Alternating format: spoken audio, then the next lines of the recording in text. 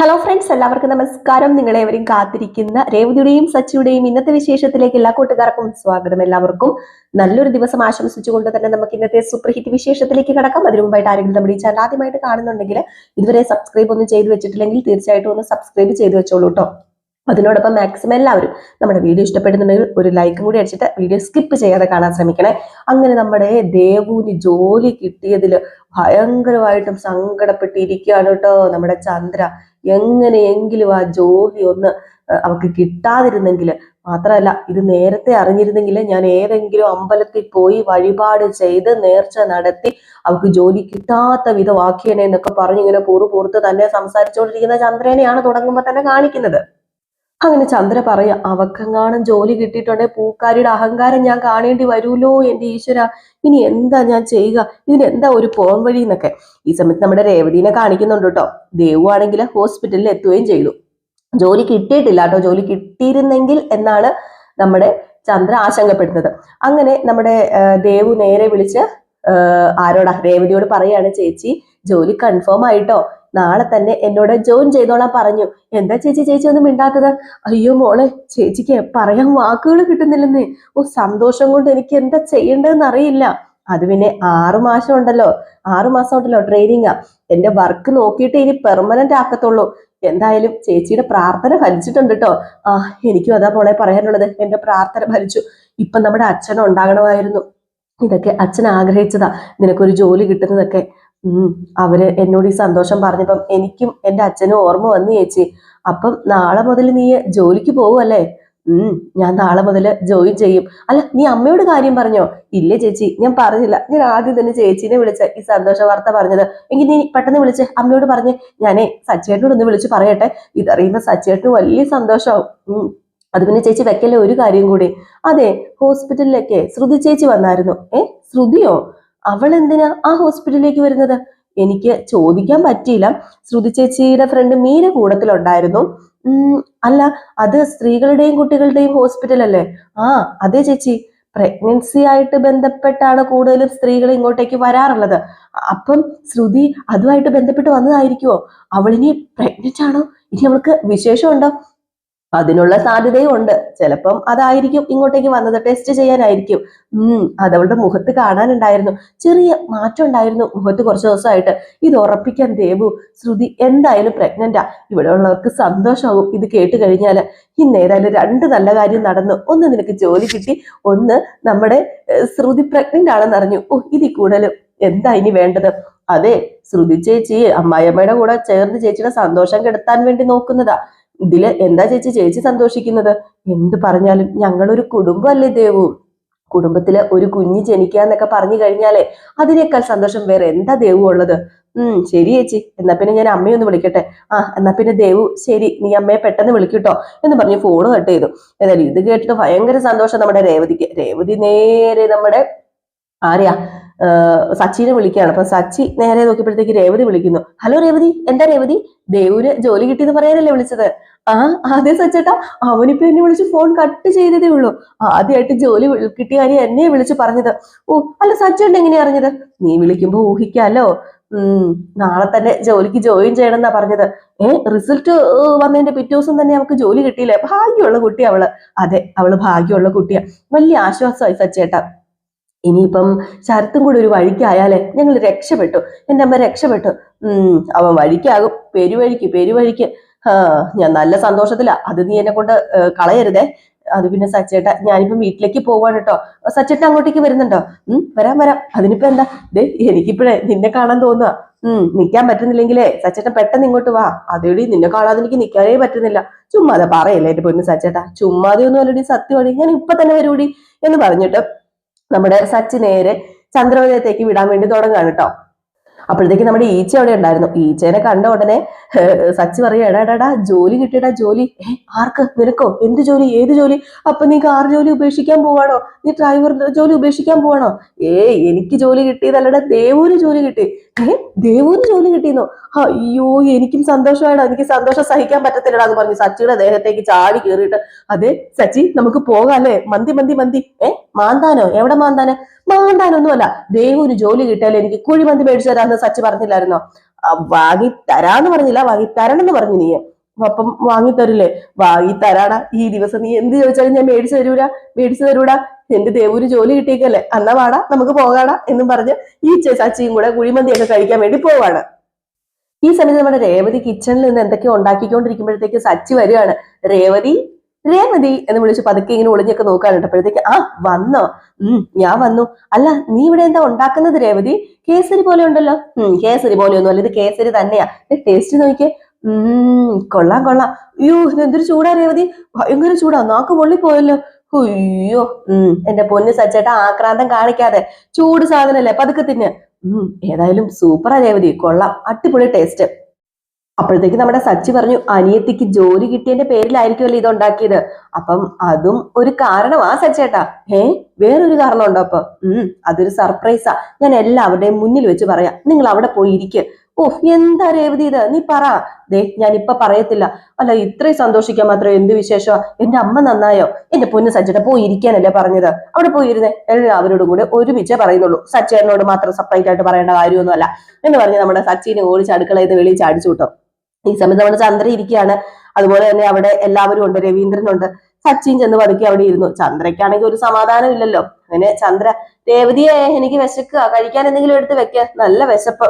അപ്പോഴത്തേക്കും സച്ചി പറഞ്ഞു, അല്ല, വിശക്കുന്നുണ്ടെങ്കിൽ അമ്മയ്ക്ക് അകത്ത് പോയി എടുത്ത് കഴിക്കത്തില്ല, അവള് തന്നെ എടുത്ത് തരണോ? അപ്പോഴത്തേക്കും രേവതി വന്നിട്ട് പറഞ്ഞു, തൽക്കാലം ഇത് കഴിക്കുക. അയ്യോ, ഇത് കഴിച്ചിട്ടുണ്ടെങ്കിൽ എന്റെ വിശപ്പടങ്ങത്തില്ല. വിശപ്പൊക്കെ അടങ്ങാനുള്ളത് ഞാൻ തരാം, തൽക്കാലം ഇത് കഴിക്കുക. അല്ല, ഇതെന്താ ഈ മഞ്ഞ സാധനം? ഇത് എടുക്കമ്മേ, ഇത് ഞാൻ പറയാം, എടുത്തു കഴിഞ്ഞിട്ട് എന്താണെന്ന് എടുക്ക് എന്ന് പറയാണ്. അപ്പോഴത്തേക്ക് നമ്മുടെ സുധി ഇറങ്ങി വന്നിട്ട്, ദേ കേസരി. ആഹാ അമ്മേ, ദേ ഇത് കണ്ടാൽ തന്നെ മനസ്സിലാവില്ലേ കേസരിയാണ്. അമ്മ എന്താ ഈ ചോദിക്കുന്നത്? ഇത് കേസരിയാ, കേസരി. അതെ, എനിക്ക് ഒരെണ്ണം. എല്ലാവർക്കും ഉണ്ട്, എടുത്തോ എന്ന് പറഞ്ഞു. അപ്പോഴത്തേക്കും നമ്മുടെ ചന്ദ്ര ചോദിച്ചു, അല്ല, ഇതിന് മാത്രം വിശേഷം എന്താ? ഇന്നെന്താ കേസരിയൊക്കെ ഉണ്ടാക്കിയത്? അപ്പൊ സച്ചി പറഞ്ഞു, ദേവുവിന് ജോലി കിട്ടിയില്ലേ, ആ സന്തോഷത്തില് രേവതി ഉണ്ടാക്കിയതാ. ജോലി കിട്ടിയെന്നോ? ഡിഗ്രി പാസ്സായ ഉടനെ തന്നെ ജോലിയും കിട്ടിയോ? ഇതെവിടുത്തെ മറിമായം? അതെ, ഡിഗ്രി പാസ്സായി ജോലി കിട്ടിയത് അതിശയമാണല്ലേ. എടാ, ഒരു ഡിഗ്രി മതിയുടെ ജോലി കിട്ടാനായിട്ട്. പിന്നെ ഞാൻ കഷ്ടപ്പെട്ടേ ഡിഗ്രി എടുത്തതേ അക്കൗണ്ടർ ആകാനല്ല. ഞാനൊരു കാര്യം പറഞ്ഞേക്കാന്ന് പറഞ്ഞ നമ്മുടെ സുധി. അപ്പോഴത്തേക്കും സച്ചു പറഞ്ഞു, എടാ, ഒരു ഡിഗ്രിയാ ദേവു എടുത്തത്. എന്നിട്ട് ദേവുവിന് ടെസ്റ്റ് എഴുതി റിസൾട്ട് കണ്ടേ അന്ന് തന്നെ ജോലിയും കിട്ടി. കണ്ട് പഠിക്കടാ.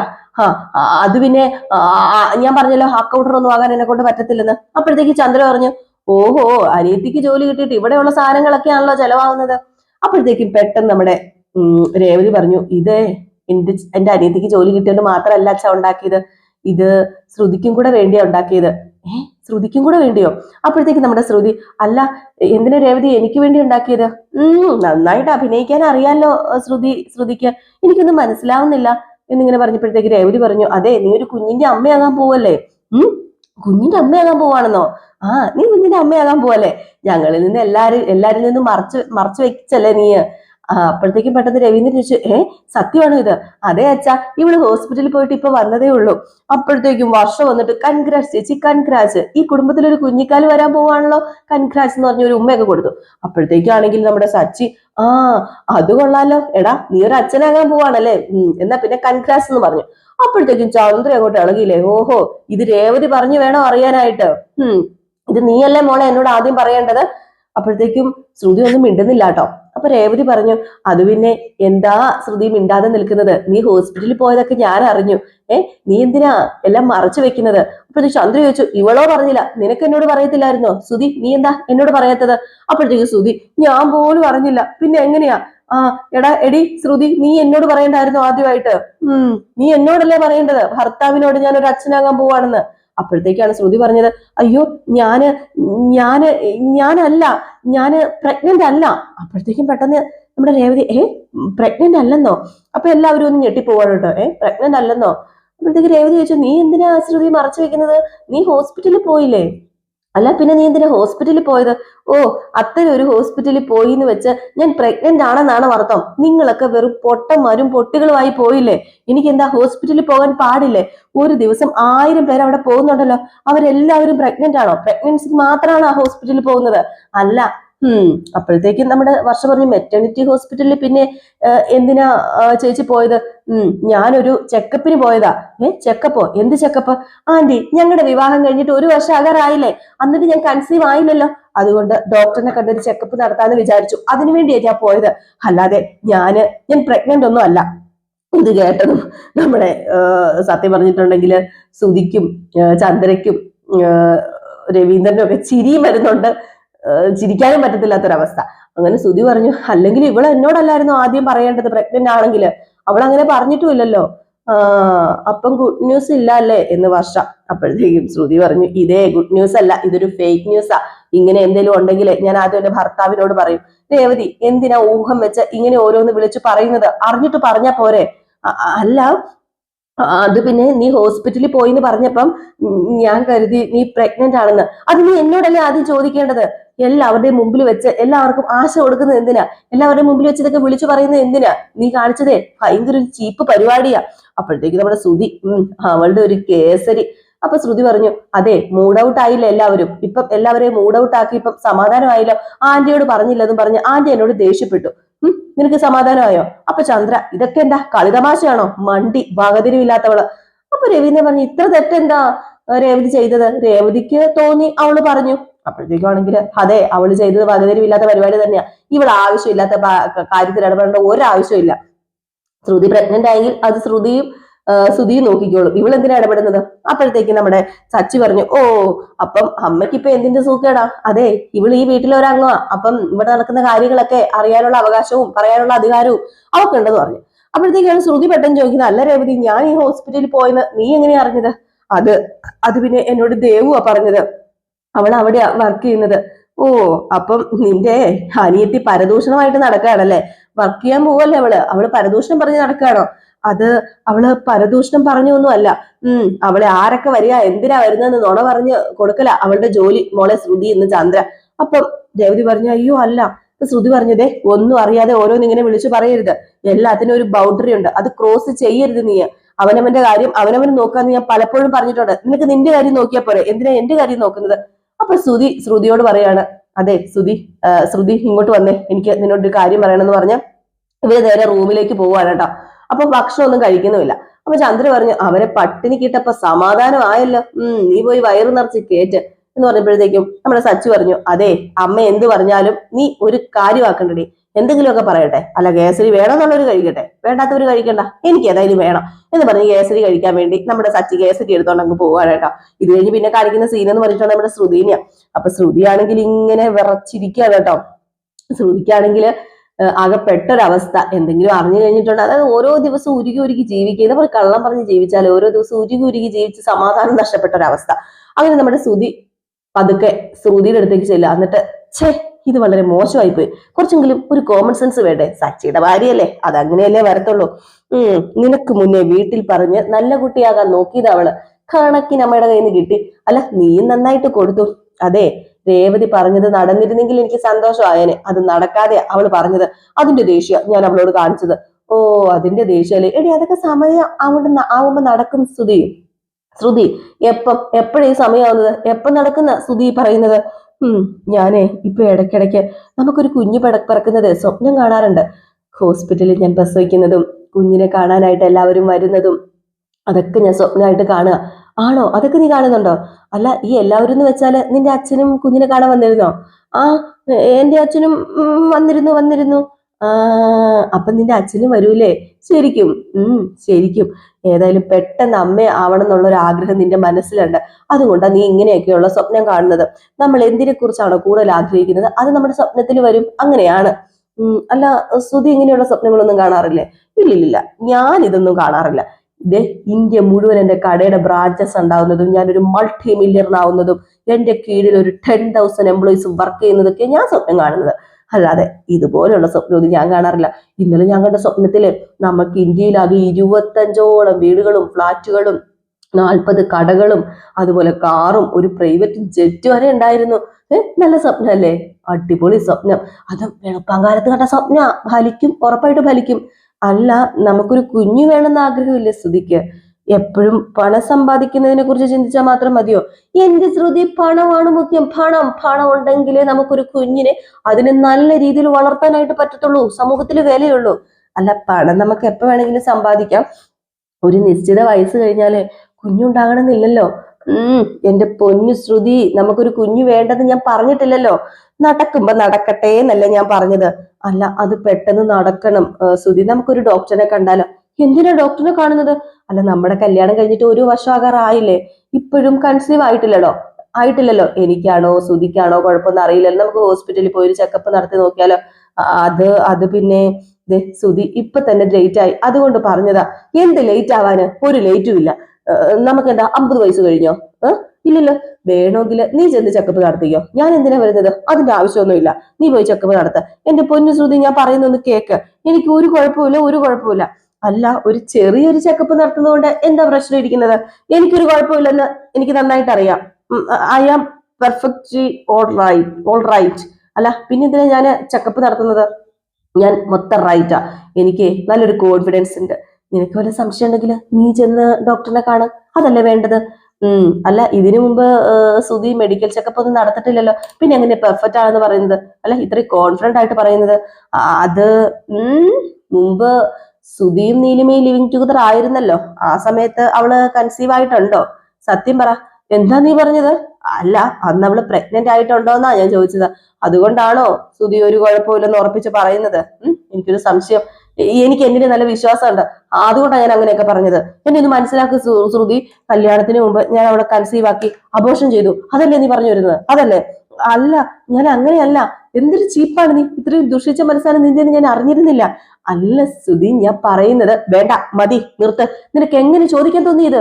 അല്ല, അങ്ങനെ നടന്നിട്ടില്ലെങ്കിൽ നടന്നില്ലെന്ന് പറഞ്ഞാ പോരെ? എന്തിനോട് ഇങ്ങനെ ദേഷ്യപ്പെടാൻ വരുന്നത്? നീ എന്നോട് ചോദിച്ച അതേ ചോദ്യം ഞാൻ അങ്ങോട്ടേക്ക് നിന്നോട് ചോദിക്കട്ടെ. അപ്പൊ നിനക്ക് എന്തായിരിക്കും മാനസികാവസ്ഥ? നീ എന്താ പറഞ്ഞതെന്ന് ചോദിച്ചത് ഞാന്. നീ പറ ശ്രുതി, നീ ചോദിക്ക്. നീ എന്താ പറഞ്ഞെന്ന് ചോദിച്ചെന്ന് പറഞ്ഞ് നമ്മുടെ ശ്രുതിയുടെ കഴുത്തി പിടിച്ച് ഞെക്കാണ് കേട്ടോ. അപ്പോഴത്തേക്ക് നമ്മുടെ ശ്രുതി പറഞ്ഞു, നിനക്ക് നല്ല ദേഷ്യം വരുന്നുണ്ടല്ലേ? കല്യാണത്തിന് മുമ്പ് നീ കൺസീവ് ആയിട്ടുണ്ടോ എന്ന് ഞാൻ ചോദിച്ചു കഴിഞ്ഞിട്ടുണ്ടെങ്കിൽ നിർത്ത്. കല്യാണത്തിന് മുമ്പ് ഞാൻ നിന്നെ പോലെ ആരുടെയും കൂടെ കഴിഞ്ഞോന്നല്ലേ നിന്റെ സംശയം? ഞാൻ ആരുടെയും കൂടെ കഴിഞ്ഞിട്ടില്ല. അതെങ്ങനെ എനിക്കറിയാം? ശ്രുതി, നിർത്തിക്കോ. ഈ വിഷയം ഇവിടെ വെച്ച് അവസാനിപ്പിച്ചോ. എനിക്ക് കലി വരുന്നുണ്ട്. ഓ, അപ്പൊ നിനക്ക് ഇനി എന്ത് പറയാം? ഞാൻ അങ്ങോട്ട് പറയുമ്പോഴത്തേക്ക് നിനക്ക് സഹിക്കാൻ പറ്റുന്നില്ലല്ലേ? നിന്റെ ഭാര്യയല്ലേ ഞാന്. ഇങ്ങനെയൊക്കെ സംസാരിക്കാൻ കൊള്ളുവോ? നിനക്ക് നാണമില്ലേടാ? നിന്റെ മനസ്സിലെ ഞാൻ ഇങ്ങനെ ഒരുത്തിയാണല്ലേ? എനിക്കറിയാം, നിന്റെ മനസ്സിൽ ഞാൻ ഇങ്ങനെ ഒരുത്തി തന്നെയാ എന്ന് പറഞ്ഞ് പിണങ്ങി അങ്ങ് മാറി നിന്നപ്പോഴത്തേക്കും ശ്രുതി പറഞ്ഞു, അയ്യോ നീ നിർത്ത്. ഞാൻ വെറുതെ ഒന്ന് പറഞ്ഞതല്ലേ. വേണ്ട, എനിക്ക് നിന്നെ കാണണ്ട ശ്രുതി. നീ മാറിപ്പൊക്കോ. ഞാൻ നിന്നോട് പിണക്ക. അയ്യോ, ഞാൻ വെറുതെ പറഞ്ഞാണെന്ന് പറഞ്ഞല്ലോ. വേണ്ട, നീ എന്റെ അടുത്ത് വരണ്ട, നീ എന്നോട് സംസാരിക്കണ്ട. എന്നോട് പോകാനല്ലേ പറഞ്ഞത്? അല്ല ശ്രുതി, സോറി. നീ എന്നോട് അങ്ങനെ പറഞ്ഞപ്പം തിരിച്ച് ഞാനൊന്ന് പറഞ്ഞു നോക്കിയതാ. ഓ, ഇപ്പൊ നീ പെർഫെക്റ്റ്, ഞാൻ കെട്ടവള് അല്ലേ? അയ്യോ എന്റെ പൊന്നു ശ്രുതി, ഞാൻ പറയുന്നൊന്ന് കേക്ക്. നീ ഒന്നും പറയണ്ട, എനിക്ക് കേൾക്കാനൊട്ട് താല്പര്യമില്ല. നീ എന്റെ മുമ്പിൽ ഒന്ന് പോയി തന്നാൽ മാത്രം മതി. പോകാനാ പറഞ്ഞത് എന്ന് പറഞ്ഞ് നമ്മുടെ ശ്രുതിനെ അങ്ങ് ആട്ടി പായിക്കുക. അയ്യോ, എന്തൊരു അഭിനയം! അഭിനയ കുലവതി എന്ന് വേണമെങ്കിൽ പറയാനോ ശ്രുതിനെ കേട്ടോ. ഈ സമയത്ത് സങ്കടം സഹിക്കാനാവാതെ നമ്മുടെ ശ്രുതി പോയി ഇങ്ങനെ ആറാട്ടൂഞ്ഞാലോ അങ്ങനെ ഒരു ഊഞ്ഞാലുണ്ടല്ലോ, അതിനകത്ത് കയറി ഇരിക്കാന്ന് കേട്ടോ. അതിനകത്ത് ഇങ്ങനെ കയറി സങ്കടപ്പെട്ടിരിക്കുമ്പോഴത്തേക്ക് ചന്ദ്ര വരെയാണ്. ചന്ദ്രയ്ക്ക് എന്താ പോലെ നിനക്ക് പറ്റിയത്? നിനക്ക് എന്ത് പറ്റി? നീ എന്താ ഇവിടെ വിഷമിച്ചിരിക്കുന്നത്? അത് പിന്നെ എന്നോട് ശ്രുതി ചോദിക്കുക എന്ന് പറഞ്ഞ് ശ്രുതി ചോദിച്ച കാര്യം അങ്ങ് പറയാണ്. നീലിമയും നീയും തമ്മിൽ ലിവിങ് ടുഗദർ അല്ലായിരുന്നോ, അന്ന് പ്രഗ്നന്റ് ആയോ എന്നൊക്കെ. ഇത് കേട്ട് കഴിഞ്ഞപ്പോൾ ചന്ദ്രയ്ക്ക് കയറി വന്നിട്ട്, അവൾ അത്രയ്ക്കായോ? അവൾ അഹങ്കാരി. അവളോട് നമുക്ക് ചോദിക്കാൻ പോലെ ഇന്ന് വന്നേ. ഇനി അവൾ ചോദിക്കത്തില്ല. നിന്നോടൊരു പേടി ബഹുമാനം ഇല്ലാഞ്ഞിട്ട് തന്നെ അവൾ ഇങ്ങനെ ചോദിക്കുന്നതെന്ന് പറഞ്ഞ് നേരെ ശ്രുതിയുടെ അടുത്തേക്ക് വിടുന്നുണ്ട്. ഏതായാലും ബാക്കി നമുക്ക് നാളെ അറിയാലേ. അപ്പൊ എല്ലാവരും കാത്തിരിക്കുക അടുത്ത വിശേഷത്തിനായിട്ട്. ഈ ഒരു സീൻ കാണിച്ചിട്ടായി ഇന്നത്തെ വിശേഷം അവസാനിക്കുന്നത്. അപ്പൊ എല്ലാവർക്കും നല്ലൊരു ദിവസം ആശംസിച്ചുകൊണ്ട് നിർത്താം. അപ്പോൾ ലൈക്ക് അടിക്കാൻ മറക്കരുതേ.